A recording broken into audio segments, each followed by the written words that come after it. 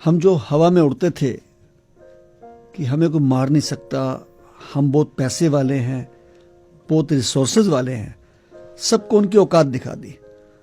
वक्त फिल्म का एक गीत का मुझे अंतरा याद आता है, आदमी को चाहिए वक्त से डर के रहे, कौन जाने किस घड़ी वक्त का बदले मिजाज। और ऐसा मिजाज बदला कि करोड़पति भी घर बैठ गए और साइकिल वाले भी घर बैठ गए, एक सन्नाटा हो गया। और हमें विश्वास करना पड़ा उन बातों पे जो हमारे ग्रंथों में लिखा था। हम अक्सर पढ़ते थे, जगत में झूठी देखी प्रीत, अपने सुख स्यों ही सब लागे, क्या दारा क्या मीत। श्री गुरु ग्रंथ साहब में लिखा था, सुख में आन बहुत मिल बैठत, रहत चहो दिस घेरे, विपत परी सभी संग छाड़त, कौन आवत नेरे। हम क्या देख रहे हैं कि लाश पड़ी है बाप की सामने और बच्चा कहता है कि मेरी तबीयत ठीक नहीं है, मैं नहीं उठाऊंगा। पूरे परिवार ने ना कर दी, शंटी जी आप उठा लीजिए। जब हमने लाश उठा के पैक करके एम्बुलेंस में रख ली तो एक पुत्र आगे कहता है, जी मैं दर्शन करना चाहता हूं अंतिम। हमने अंतिम दर्शन कराए। उसने पीपी किट खोली और पापा की डायमंड की अंगूठी उतार के ले गया। पापा को हाथ लगाने को तैयार नहीं है, वो कोविड वाले हैं, लेकिन अंगूठी पे हाथ लगाने को तैयार हैं। किसी ने मां की बालियां उतारी, किसी ने मरे पड़े माँ बाप के अंगूठे लगवाए। ये सब कुछ अपनी आंखों से देखा है और कहर देखा है हमने। आप लोगों ने तो सुने हैं, मैं तो शमशान घाट के अंदर था एक महीने से ऊपर, और 22 दिन में एम्बुलेंस में ही सोया हूं क्योंकि मेरे परिवार वाले दोबारा पॉजिटिव हो गए थे। इस कोविड ने हमें सिखा दिया और दिखा दिया कि आपका पैसा किसी काम नहीं आना है, आपका किया हुआ नेक काम आना है। आपको जिंदा रहने के लिए सिर्फ परिवार को नहीं पालना, आपने समाज को भी देखना है। और ये निश्चित है कि समाज ने काम किया जहां प्रशासन फेल हो गए।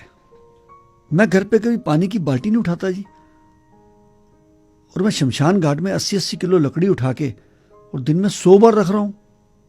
और ईश्वर ने इतनी शक्ति दी कि जिस शमशान घाट में 3 डेड बॉडी आती थी वहां 150 की एवरेज हो गई।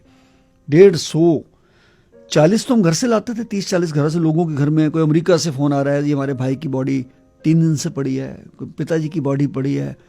कहीं फोन कर रहे हैं, क्योंकि कहीं भी आप देखिए, चाहे यूपी है चाहे दिल्ली है, कहीं भी आप फोन करिए, पेशेंट के लिए एम्बुलेंस है, झगड़ा होने पे पुलिस है, आग लगने पे फायर ब्रिगेड है। लाश के लिए कोई नंबर ही नहीं है। वो घूम फिर के नंबर किसका देते थे? जितेंद्र सिंह शंटी का या शहीद भगत सिंह सेवादल का। हम किसी को मना नहीं करते थे। मैंने अपने हाथों से 4,2500 डेड बॉडी क्रिमेट की है। 4 रिचुअल जो हिंदुस्तान के हमारे रीति के थे वो सब खत्म हो गए जी। कंधा देना, मुखाग्नि देना, अस्थियां चुनना और उसके बाद क्रिया करना, सब भूल गए जी। शमशान तक आते थे, लाश को बाहर रख के चले जाते थे। आज अगर मुझे राष्ट्रपति जी ने पद्मश्री का अवार्ड दिया है, यह अवार्ड कम है, जिम्मेदारी ज्यादा है।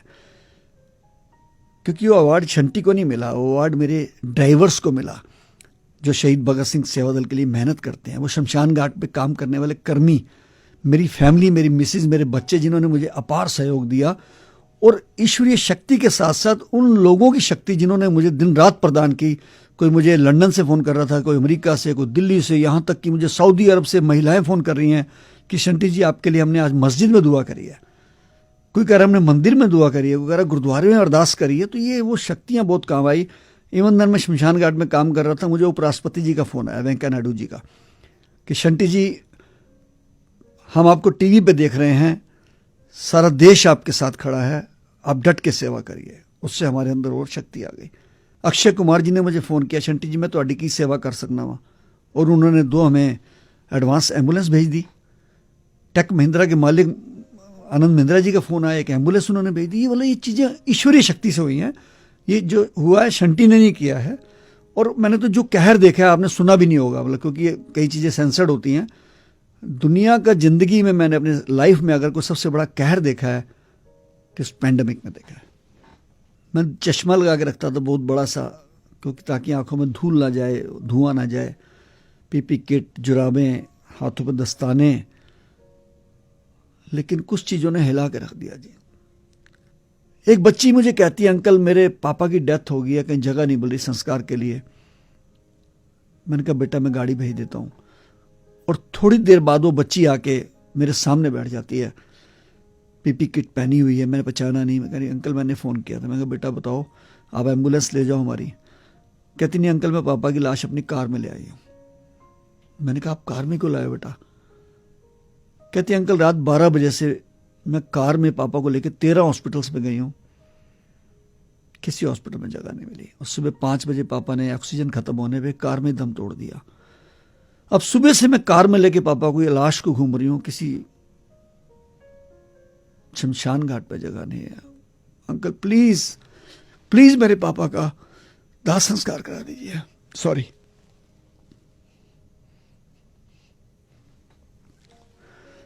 वो चीजें जिंदगी में भूल नहीं सकते जी। किस प्रकार एक मां 75 साल की मेरे पास बैठती है आके, और